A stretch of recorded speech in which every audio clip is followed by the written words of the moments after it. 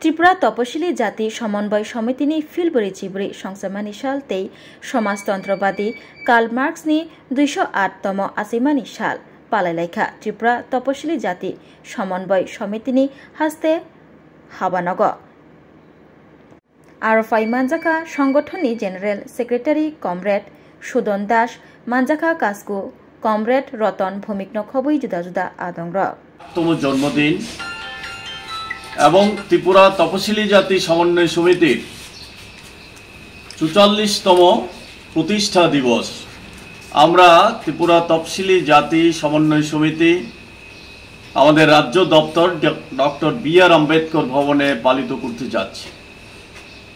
আমি প্রথমেই কার্ল মার্ক্সের প্রতি আমাদের গভীর শ্রদ্ধা জ্ঞাপন করছি, যিনি জার্মানিতে জন্মগ্রহণ করেছিলেন 1818 সালের 5ই মে। উনি প্রথম গোটা বিশ্বের সামনে বৈজ্ঞানিক সমাজতন্ত্রের পথ দেখিয়েছিলেন।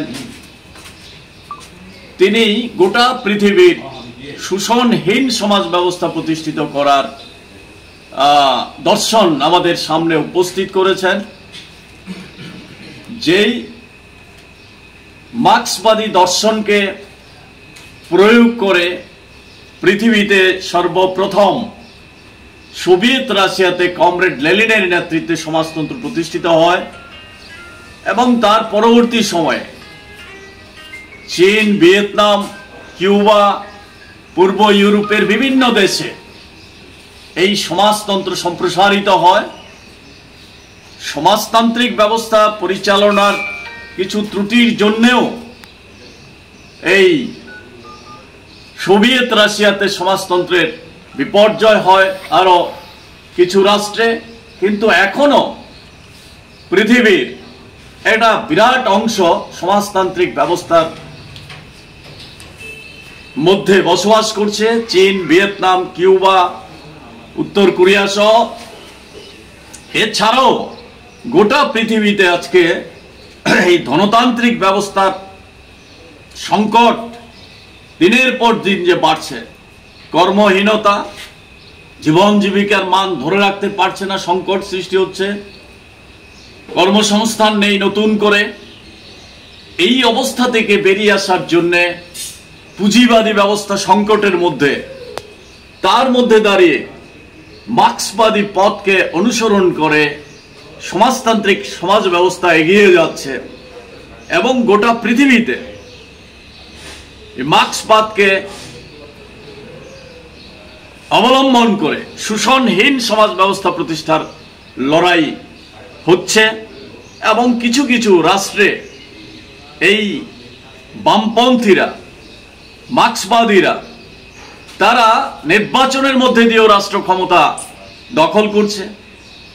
যেমন শ্রীলঙ্কা, যেমন নেপাল সম্পর্কে বলতে গিয়েও বলেছিলেন ভারতবর্ষের অগ্রগতির অন্যতম অন্তরায় হচ্ছে জাত ব্যবস্থা। জাত ব্যবস্থার জন্যেই ভারতবর্ষের এই অগ্রগতি সম্ভব না। এই জাত ব্যবস্থা অবসান করতে হবে। Doctor B.R.. আম্বেদকর এই জাত ব্যবস্থার বিরুদ্ধে সারা জীবন লড়াই করে গেছে। আমরা ত্রিপুরা তপশিলি জাতি সমন্বয় সমিতি 1982 সালে এই তপশিলি জাতি সমন্বয় সমিতি প্রতিষ্ঠিত হয়, কিন্তু তার আগেই ত্রিপুরা রাজ্য মৎস্যজীবী ইউনিয়ন, ত্রিপুরা সভা সুন্দর উন্নয়ন সমিতি, ত্রিপুরা হরিজন উন্নয়ন সমিতি, ত্রিপুরা চর্মশিল্পী সমিতি গঠিত হয়। এই চারটি সংগঠনকে নিয়েই 82 সালের 5ই মে এই প্রাক্তন মানে পুরনো এমএলএ হোস্টেলে 2 নং এমএলএ হোস্টেলে এই সংগঠনের প্রতিষ্ঠা হয়। প্রতিষ্ঠাতা সভাপতি কমরেড অনিল সরকার, যার অন্যতম উদ্যোগেই এই সংগঠন প্রতিষ্ঠিত হয়। আজ অনিল সরকার সহ আমাদের অনেক প্রতিষ্ঠাতা নেতৃত্বরা আমাদের মাঝে নেই, তাদের প্রতি গভীর শ্রদ্ধা জ্ঞাপন করছি। আমাদের সংগঠনের মূল লক্ষ্য হচ্ছে জাতহীন, বর্ণহীন, শোষণহীন একটা সমাজ ব্যবস্থা প্রতিষ্ঠিত করতে হবে। এই লড়াই আমরা জারি রেখেছি। আজকে ভারতবর্ষে আরএসএস পরিচালিত বিজেপির নেতৃত্বে এই সরকার, আরএসএস এর মূল লক্ষ্যই হচ্ছে মনুবাদ। যারা আমাদের দেশের স্বাধীনতার পর স্বাধীন দেশের সংবিধান রচনা করেছিলেন ডক্টর বি.আর. আম্বেদকর, আম্বেদকরের নেতৃত্বে সংবিধান পরিষদ, সেই সময়ে এই সংবিধানকে বিরোধিতা করেছিল আরএসএস। তাদের একটাই দাবি ছিল মনু সংহিতার অনুরূপ সংবিধান চালু করতে হবে। সেই দিন তারা সেই বিরোধিতা টিকেনি। আজকে এই সংবিধানকে পাল্টে দেওয়ার জন্য, এই সংবিধানের উপর একের পর আঘাত নেমে আসছে, এই সংবিধানের উপর পা রেখে দেশ শাসন করছে, স্বৈরতান্ত্রিক ব্যবস্থার দিকে, ফেসিবাদী ব্যবস্থার দিকে যাচ্ছে। বর্ণবাদকে আরো বেশি মাথাচাড়া দিয়ে উঠছে, বিশেষ করে নিম্ন বর্ণের লোক যারা, দলিত, শূদ্র, মহিলা, নারী, তাদের উপর চরম আঘাত নেমে আসছে এই মনুবাদী ব্যবস্থায়। তেমনি হিন্দুত্ববাদের নাম করে অহিন্দু, বিশেষ করে সংখ্যালঘু মুসলিম, খ্রিস্টান, তাদের বিরুদ্ধে বিভাজন সৃষ্টি করার রাজনীতি চলছে।